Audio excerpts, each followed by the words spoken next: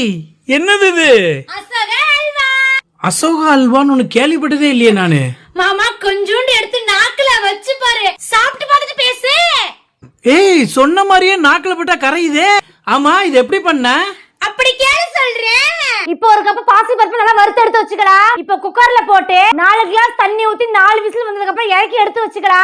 இப்போ சூடு ஆறுனதும் மிக்ஸி ஜார்ல மாத்தி தண்ணி ஊத்தி நல்லா பேஸ்ட் அரைச்சு எடுத்து வச்சுக்கலாம். இப்போ கொஞ்சமா முந்திரி பருப்பை நெய்ல வதக்கி எடுத்து வச்சுக்கலாம். இப்போ அதே நெய்ல 2 ஸ்பூன் கோதுமை போட்டு நல்லா கிளறிக்கலாம். இப்போ அரைச்சு வச்சுக்கிற பாசி பருப்பு பேஸ்ட் ஊத்தி பாசி பருப்போட பச்சை வாசனை போற வரைக்கும் நல்லா கிளறிக்கலாம்.